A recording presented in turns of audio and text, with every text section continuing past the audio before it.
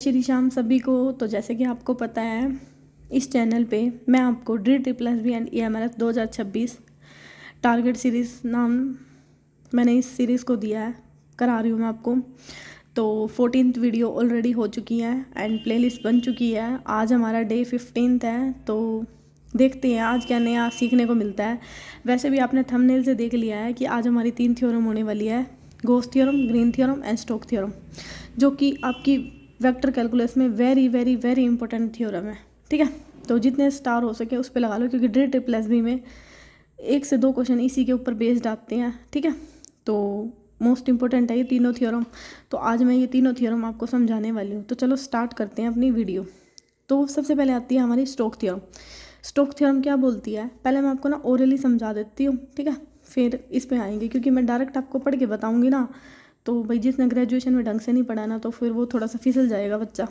ठीक है, तो पहले मैं आपको ओरली समझाती हूँ क्या बोल, फिर इस पे आएंगे, फिर मतलब क्योंकि सभी समझ जाएंगे अच्छे से। तो स्टोक थ्योरम क्या बोलती है, स्टोक थ्योरम हमारी बोलती है, हमने ना मैंने एक प्लेन ले लिया यहाँ पे, एक मिनट, हाँ अब ठीक है। मैंने ना प्लेन ले लिया यहाँ पे, कौन सा, XY प्लेन। ठीक है, इस XY प्लेन पे एक सरफेस ले लिया S, और उसकी जो मतलब कर्व, उस पर कर्व क्या दे दिया, C। तो ये जो मतलब ये स्टोक थ्योरम है, ये क्या बोलती है कि हमने जब F का लाइन इंटीग्रल करा अलोंग द कर्व C, वो किसके इक्वल आता है, surface integral along the curve S, जो कि इसके इक्वल है, curl F dot and DS। क्या बोल रही है थ्योरम, ये थ्योरम बोल रही है कि हमने कर्व C के अलोंग लाइन इंटीग्रल किया F का, F मतलब कोई भी यहाँ पे डिफरेंशिएबल वेक्टर पॉइंट है, उसका हम लाइन इंटीग्रेशन करते हैं अलोंग द कर्व C, तो वो हमारा आ जाता है surface integral curve F dot and DS। आई थोड़ी बात समझ में, थोड़ी थोड़ी आई होगी, आई है ना। तो बहुत ही सिंपल वे में बता रही हूँ मैं कि जो हमारा लाइन इंटीग्रल, हम ये इसको क्या बोल रहे हैं, ध्यान से देखो मैं क्या बोल रही हूँ। इसको बोलते हैं इंटीग्रेशन, नहीं बोलते कहीं आप इसको इंटीग्रेशन, लाइन इंटीग्रल। इसमें क्या बोलते हैं स्टोक थ्योरम में, line integral along the curve C F dot DR किसके इक्वल होता है, surface integral along the curve F curl F dot and DS। आगे जो हमारा F होता है वो हमारा क्या होता है, डिफरेंशिएबल वेक्टर फंक्शन होता है। ठीक है, S होता है वो हमारा क्या होता है, सरफेस होता है किसके अलोंग द कर्व C। ठीक है, तो इसका जो लाइन इंटीग्रल है F डॉट DR का, वो किसके इक्वल होता है, curl of F dot and DS n cap. अब जो यहाँ n है, इसको क्या बोलते हैं हम, यूनिट नॉर्मल वेक्टर। और बेसिकली जो इस स्टोक थ्योरम में है, ये n की डायरेक्शन के ऊपर ही क्वेश्चन आता है कि पूछी जाती है n की डायरेक्शन क्या होगी। तो इसका एक सिंपल लॉजिक है, सपोज आपके पास कोई वाटरमेलन ले लो, मतलब तरबूज। ठीक है, उस तरबूज को आप नीचे से काट दो, काट दिया। अब थोड़ा ना मतलब क्योंकि मैं 3D में समझाने की कोशिश कर रही हूँ, तो एक बार थोड़ा सा ध्यान देना, क्योंकि ये एग्जाम्पल ठीक रहेगा। तो मैंने एक तरबूज लिया, ठीक है, उस तरबूज को मतलब क्योंकि जिसको 3D में थोड़ी सी शेप नहीं देखनी आती, तो वो भी समझ पाएंगे मेरी बात को। तो मैंने एक तरबूज लिया, ठीक है, उसको नीचे से काट दिया। काटने के बाद क्या हुआ, उस पे जो नीचे वाली मतलब नीचे क्या बन गया, उसके एक सर्कल बन गया, मतलब उसको क्या बोलेंगे, सरफेस एरिया। और जो इसकी बाउंड्री है ना, वो हमने मान ली कर्व C के अलोंग है। ठीक है, अब अगर मैं उसके ऊपर मतलब जैसे ये तरबूज है सपोज, ठीक है, तो जैसे यही मान लो ना, ये जैसे अगर मैं यहाँ पे बनाऊँ कि वो ऐसे बन जाएगा, ऐसे करके कुछ बन जाएगा। भाई थोड़ा सा देख लेना, इतनी ज़्यादा ड्राइंग अच्छी नहीं है मेरी। ठीक है, तो अगर मैं ना उसके ऊपर ना यहाँ से उस पर कट लगाऊँ, मतलब प्लेन डालूँ, तो जो n कैप की डायरेक्शन है वो मेरे को क्या दिखेगा, अगर मेरे को n कैप सामने से दिख रहा है, मतलब यूँ करके अगर मैं डालूँ यूँ करके, तो मुझे अगर वो सामने से दिख रहा है, तो मैं क्या कह सकती हूँ कि वो क्या है, n की डायरेक्शन क्या होगी, n उस पर क्या हो गया, परपेंडिकुलर हो गया। ठीक है, और अगर मैं उसको पीछे से डालूँ, मतलब नीचे से डालूँ, तो हमें उसकी डायरेक्शन के बारे में कुछ नहीं पता होता ना। मतलब जो हमें दिख रही है डायरेक्शन, कहने का क्या मतलब है, मैं यहाँ पे आपको n कैप की डायरेक्शन समझाने की कोशिश कर रही हूँ कि जो तरबूज है, अगर मैंने उसके ऊपर से मतलब कोई भी जैसे चीज़ डाल ली, तो हमें दिख जाएगी हाँ वो परपेंडिकुलर है। लेकिन अगर मैं उसको पीछे से डालूँ, तो पीछे से क्या आपको पता चल रहा है कि उसकी डायरेक्शन क्या होगी, नहीं पता चल रहा ना। तो यहाँ पे हम n कैप की डायरेक्शन को क्या देखेंगे, ये यूनिट नॉर्मल वेक्टर दे दिया है, तो इसकी डायरेक्शन हमने कैसे देखनी है कि जब ये एंटी क्लॉकवाइज मूव करेगा ना, अगर आप 3D में थोड़ा सा इमेजिन कर पा रहे हो तो ये क्या होगा, परपेंडिकुलर होगा। एंटी क्लॉक मतलब जैसे उल्टा घुमाते हैं तो ये क्या होगा, परपेंडिकुलर होगा। बस इतनी बात याद करो। और जब इसको हम क्लॉकवाइज देखेंगे ना तो हम इसकी मतलब डायरेक्शन प्रॉपर बता नहीं सकते क्योंकि ये पीछे की तरफ हो जाएगा। ठीक है, इतनी बात आई समझ में। और जो ये स्टोक थ्योरम है ना, अब आप देखो यहाँ पे क्या दे दिया, लाइन, और यहाँ पे क्या दे दिया, सरफेस एरिया। तो यहाँ से हमारी स्टोक थ्योरम है ना, वो दो रिलेशन बताती है कि इनके बीच में, कि line integral and surface integral के बीच में क्या बताती है, रिलेशन बताती है। आई थ्योरम बिल्कुल सिंपल वे में बताई है। एक बार दोबारा से अब पढ़ाती हूँ मैं एंड फिर बताती हूँ आपको ये थ्योरम क्या है। वैसे तो इतनी ही है ये थ्योरम, ठीक है। ये तो मैंने नीचे सिंपल लिख रखा है, मैं दिखा दूंगी आपको सारा। देखो स्टोक थ्योरम हमारी, अब देखो इसकी स्टेटमेंट, होप सो मैं समझा पाई थोड़ा सा। बाकी पता है तुम्हें, मैथ में ना ऐसी होती है थ्योरम, तो थोड़ा मतलब खुद का भी दिमाग लगाया करो, डिपेंड मत हो जाए। बाकी मैंने पूरी कोशिश की है बहुत सिंपल वे में आपको समझाने की। तो एक बार देख लेते हैं। जैसे हमें दे दिया यदि f is any differentiable vector function and s क्या दे दिया, सरफेस बाउंड्री कर्व, तो हमारा जो line integral along the curve C F dot D R है वो किसके इक्वल होता है, surface integral curve F dot N. जो n होता है यहाँ पे क्या होता है, यूनिट नॉर्मल वेक्टर, ठीक है। और n की डायरेक्शन क्या होती है, देखो एंटी क्लॉकवाइज करेंगे तो n की डायरेक्शन क्या हो जाएगी, परपेंडिकुलर, और क्लॉकवाइज करेंगे तो वो क्या हो जाएगा, पीछे की तरफ।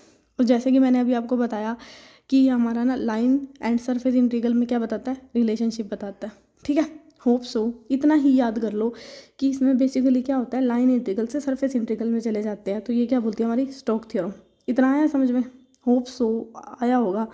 मैंने बहुत ही सिंपल वे में समझाया, जितना भी सिंपल हो सकता था, ठीक है। चलो नेक्स्ट थ्योरम देखते हैं। नेक्स्ट आती है हमारी ग्रीन थ्योरम।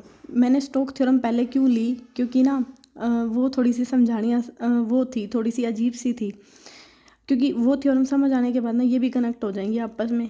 बाकी ये भी कर सकते थे हम, इससे वो भी कर सकते थे, मतलब तीनों सेम ही है अप्रोक्स। तो बाकी वो थोड़ी सी मेरे को लगा कि पहले वो समझा देनी चाहिए, फिर ये मतलब अच्छे से आ जाएंगे आपको समझ। अब ग्रीन थ्योरम हमारी क्या बोलती है, ग्रीन थ्योरम बोलती है कि हमें क्या दे दिया, let C be the continuous curve in X Y plane. अब वहाँ पे तो सी क्या था, कर्व दिया हुआ था, वो भी कंटिन्यूस ही था एक्स वाई प्लेन में, है ना। आर क्या दे दिया, सरफेस। अभी वहाँ पे क्या दिया हुआ था आपका, एस दिया हुआ था, यहाँ पे क्या दे दिया, आर दे दिया। ये आर भी क्या है, सरफेस ही है, ठीक है। किसके अलोंग, अलोंग। तो हमें क्या दे दिया कि यहाँ, वहाँ पे तो सरफेस एस दिया था, यहाँ पे दे दिया सरफेस आपका आर दे दिया अलोंग द कर्व सी। तो हम यहाँ पे क्या कह सकते हैं, line integral F dot D X plus F two D Y हमारा किसके इक्वल होता है, is equal to surface integral along the curve R curly F two by curly X minus curly F one by curly Y D X D Y. जो यहाँ पे F one F two D मतलब जो इनका derivative है वो क्या होते हैं, कंटिन्यूस फंक्शन होते हैं। ये थ्योरम यही बोलती है। इसमें आप ये याद करो कि line integral along the curve C, उसमें तो क्या था, एफ डॉट डी आर, इसमें क्या है, F one D X F two D Y.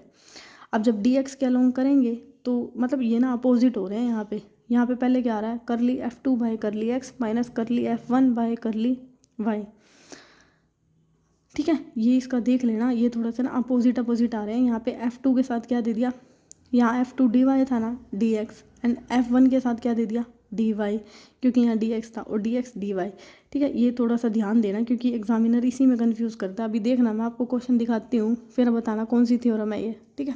अब हमारी लास्ट थ्योरम है, होप सो आपको ये मतलब स्टोक समझने के बाद ये भी अच्छे से समझ में आई होगी, ठीक है।